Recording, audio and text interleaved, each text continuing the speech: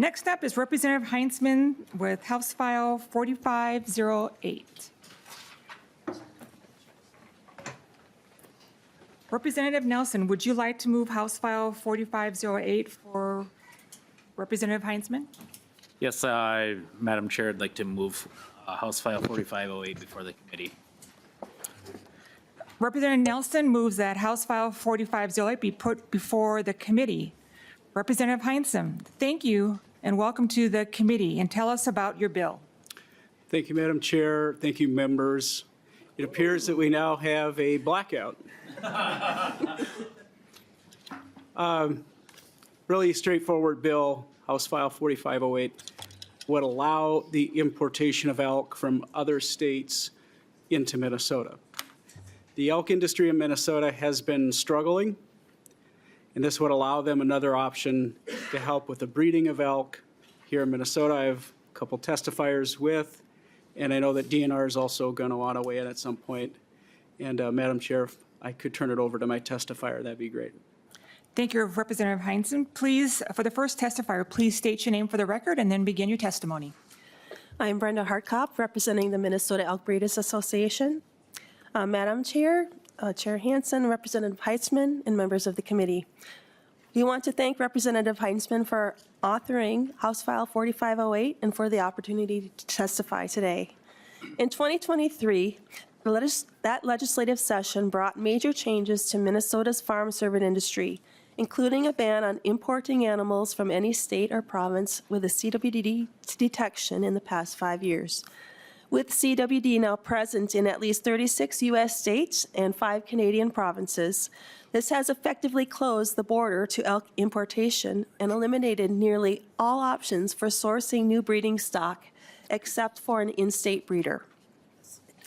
This has created increasing challenges for elk breeders working to maintain and improve their herd genetics, especially for retaining high-quality herd sires. A herd sire contributes roughly 50% of the genetics in each calf crop and plays a major role in an operation's success. While artificial insemination can introduce new bloodlines, the average success rate is around 65%, which makes a high-quality backup bull essential to the profitability of every operation.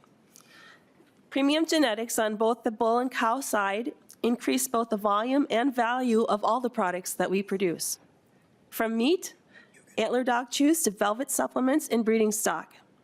Severely limiting breeding options will have long-term negative impacts on both the diversity and quality of elk produced in Minnesota.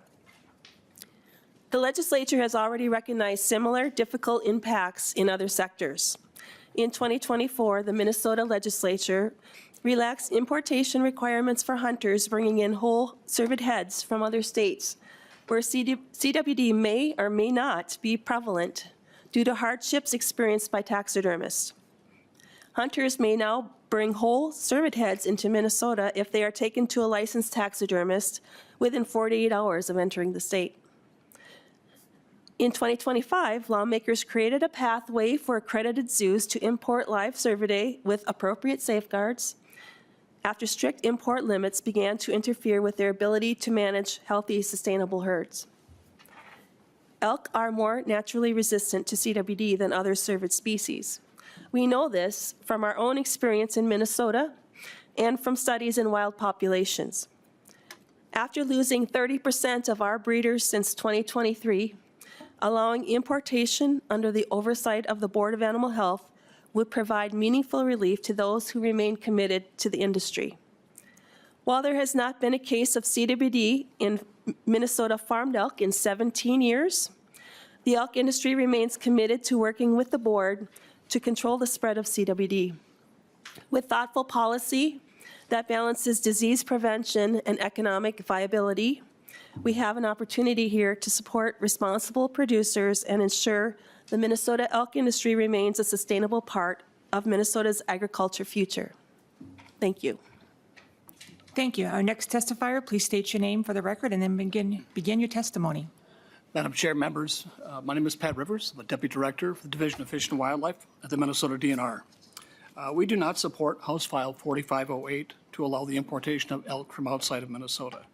At this time, there is no validated live test for CWD or chronic wasting disease that would allow us to ensure that those animals coming in from another state are CWD-free. Federal CWD herd certification programs continue to fail to prevent the spread of CWD. A recent example from December 2024 is from Madison County, Idaho. There was a farm there that imported elk from Alberta that later tested positive for the disease. The Idaho elk facility met the requirements for international movements of animals and was approved to import those animals. No one suspected those animals of having CWD. Additional captive elk herds detections have occurred in Pennsylvania, Indiana, Utah, Colorado, all within the last year.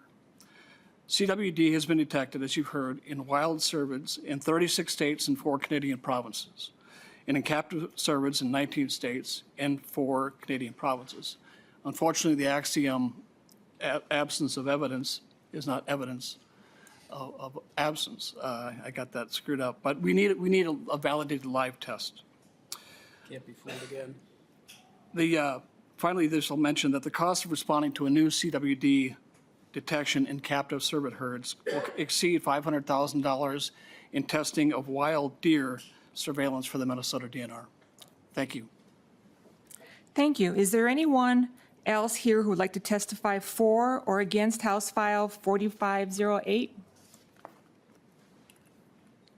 All right, seeing none. Are there questions from members for the testifiers or the bill author? Representative Hansen. Thank you, Madam Chair. And Representative Heinzman, I think there's one thing maybe you and I can agree on, and that's the years have slipped by. Well, we have a live test that's been developed at the University of Minnesota that we heard federal validation was right around the corner in 22, 23, 24, 25, and now we're at 26. And, you know, we've invested as the state of Minnesota a great deal of money in, I believe, high-quality people who have resulted in a test that's reproducible in a live manner. But it's not recognized by the federal government. And I don't anticipate any speed.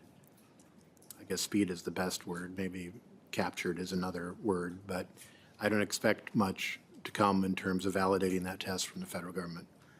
So, and maybe this is Representative Anderson too, I think there's something we could work on here, which is broader than this particular issue with the captive elk. And that is, okay, we've invested at least five a minimum, maybe 10 over the years in the live test. How do we get that where maybe we do a state validation, or we provide authority for a third party agency to validate that test so that it has meaning if the federal government does not, because the validation gets into the farmed Cervidae side of compensation if there is a potential buyout at the federal level. So I just want your opinion on that, and maybe Representative Anderson too. I think we've got good people that we put good money into who've done good work, and the years just slip by and nothing happens at the federal level. Representative Heinzman. Thank you, Madam Chair. And Chair Hansen, I think that we're both generally on the same page. It's been challenging to watch, as you and I have both, I think, agreed that you're saying today we've watched as that technology hasn't been federally approved. And, you know, the bill today doesn't address that, but it's certainly something that any of us that care about this issue are aware of and would like to see movement on. I am also hearing about an emerging technology that is more in line with a blood test. And I'm not pretending to understand all of the developing technologies or what it might be, what we might need to do to advance RT Quick, which I believe you're referring to, Mr. Chair. So I think we probably offline could have a long conversation about that, but I'm glad you mentioned it here today. More specifically, the bill before us is, I think, in line with what was earlier mentioned by my testifier, that we've created a number of options for, say, for example, hunters, right? So there are exceptions to statute prohibiting importation. And if there ever was a group of folks that are intent in protecting their own herds, but more importantly, the wild herd, it's these folks. So I wanted to start that conversation today. I know we're getting late in session, but there's still an opportunity. So here we are, and I asked for a hearing. So thank you for the question. And I believe my testifier also had a comment. Thank you, Representative Heitzman.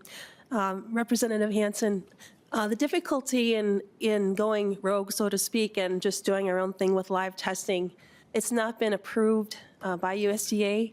So if there was a positive found, they wouldn't recognize indemnifying the herd because it's not from an approved test. And that would put all of us in a world of difficulties. Representative Hansen. Thank you, Madam Chair, and I understand that. I just don't think they're going to do it, ever.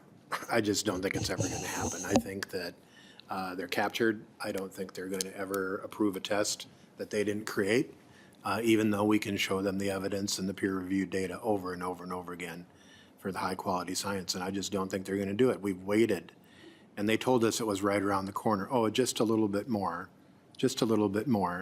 and it never happens. So. Madam Chair. Representative Heinzman. Thank you, Madam Chair. To that point, I would just say, it does seem that Minnesota could utilize that technology, RT-Quick, for our own use and demonstrate its accuracy, but probably the wrong committee. But a good conversation. I'm glad we're having it today here. Representative Hansen? All right. All right, Representative Heinzman, do you have any final comments on your bill before we lay it over? No, just thank you to the committee. Thank you for giving us an opportunity to talk about 4508. I think there's others that could also be impacted in a positive way, and maybe we'll see something happen on this. I would hope that it could be a part of a broader discussion going forward, and I'll end it there. Thank you again. Thank you, Representative Heinzman. House File 4508 is laid over.